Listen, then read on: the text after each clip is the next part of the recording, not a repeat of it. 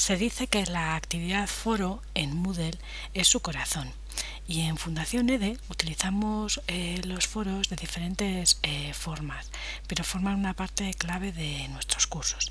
En este pequeño video tutorial voy a explicar los tipos de foros que utilizamos y los usos que les damos. Primero, diferenciar el foro de novedades.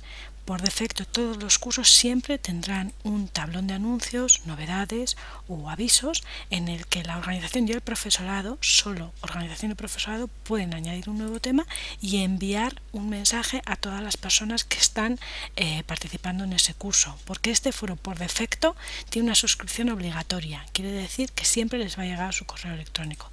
Bueno, desde aquí normalmente son cambios de módulo, lo que se comenta, o dudas recurrentes, o bueno, pues avisos. Ese foro siempre estará en la cabecera del curso. Después, en este apartado voy a generar otros dos tipos de foros diferentes, explicando qué usos les damos. Voy a añadir una actividad o recurso y elijo el foro y no voy a cambiar nada en la configuración. Tipo de foro, foro para uso general. Este foro para uso general lo usamos para dudas o entrega de trabajos. Normalmente para estos dos usos. Entrega aquí tu trabajo o plantea tu duda. Voy a crear solo un foro para dos usos. Lo lógico sería hacer un foro para cada uno de los usos.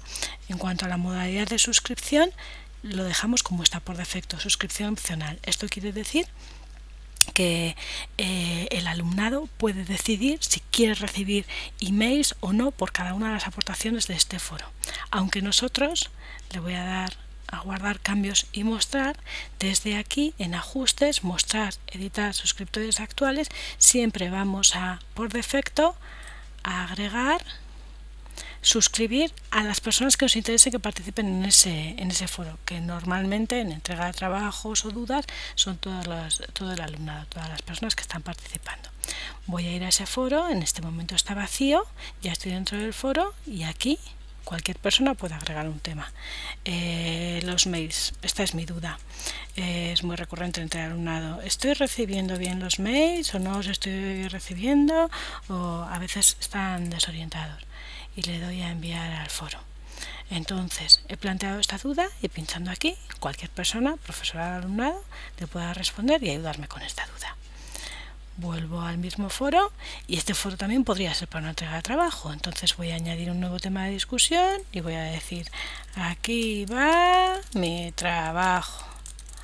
Y aquí podría pegar un enlace o si tengo un archivo lo podría agregar. Le voy a dar a enviar al foro de forma que mi aportación la ve todo el grupo y desde aquí también pueden responderme y darme feedback o lo que proceda. Vuelvo al curso. He creado ya un tipo de foro. Es un foro de uso general en el que no he cambiado ninguna configuración y que utilizamos para dudas o entrega de trabajo. Voy a crear otro foro que es el foro de debate sencillo.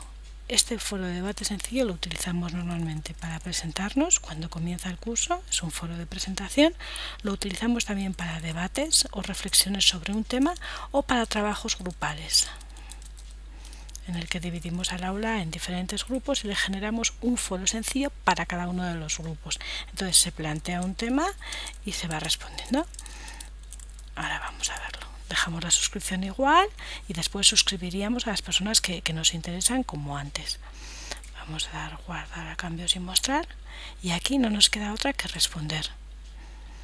Imaginamos que es un foro de presentación y digo: soy Itziar y vengo al curso a... Siempre permitimos también agregar archivos. Le voy a dar a enviar al foro y quedaría la respuesta debajo.